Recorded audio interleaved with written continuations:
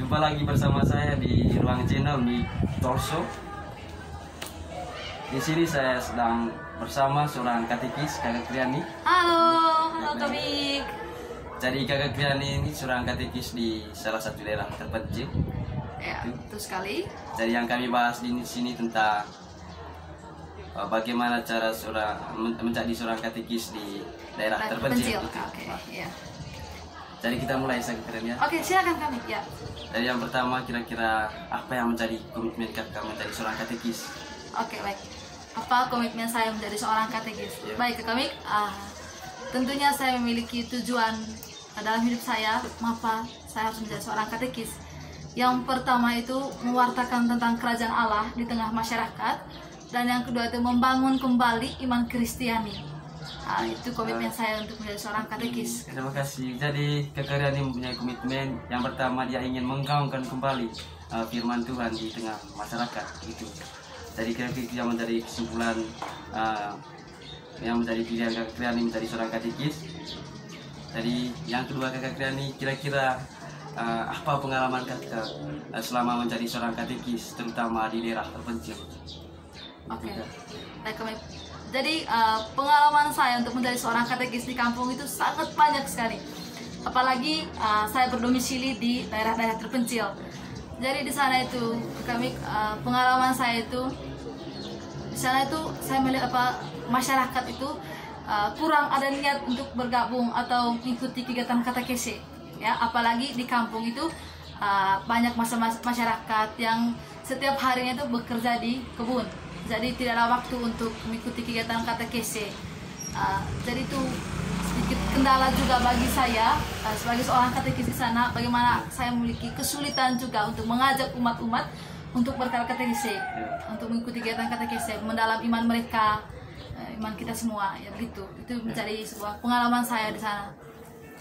Oke, jadi Kakak Kriani mempunyai pengalaman yang sangat banyak saat mewartakan menggaungkan kembali firman Tuhan di tengah masyarakat. Iya.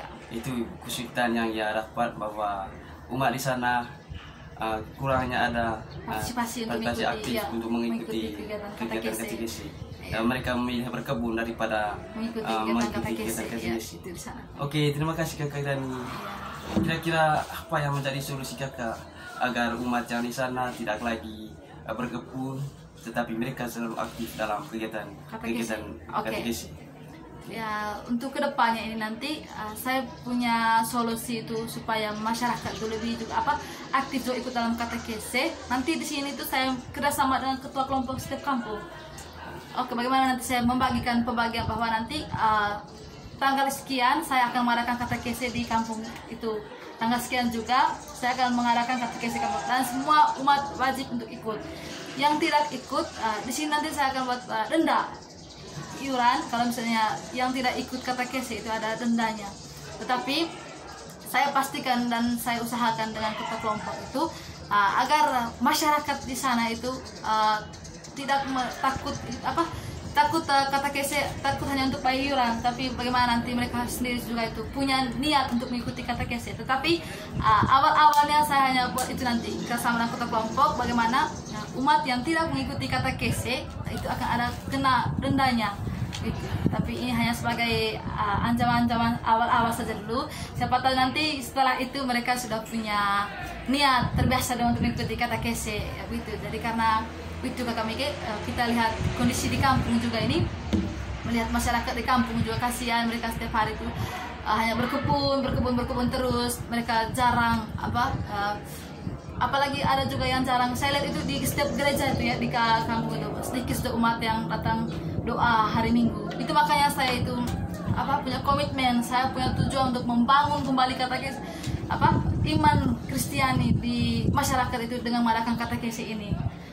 Bagaimana perjuangan saya ini supaya masyarakat juga mereka juga ya punya komitmen untuk terus mengikuti kegiatan katekesi. Berdoa juga sangat penting, itu saja yang paling penting ya. Jangan hanya berkebun ya. Kalau berkebun kita juga harus punya kewajiban untuk berterima kasih kepada Tuhan, mengikuti doa hari Minggu, berkatekesi bersama.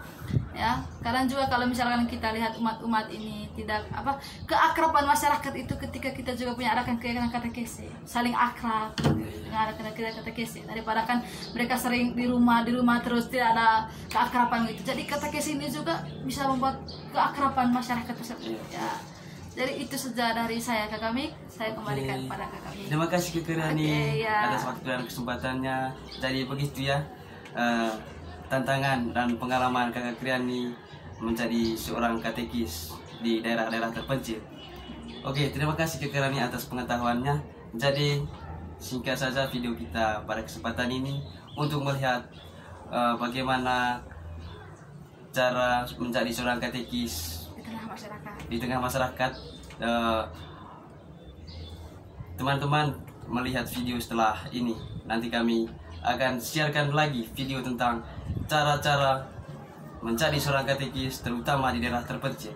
Oke, untuk saat ini kita sampai di sini dulu ya. Terima kasih Kakak Riani atas waktu dan kesempatan. Terima kasih. See you. Oke. Sudah kah? Coba lihat.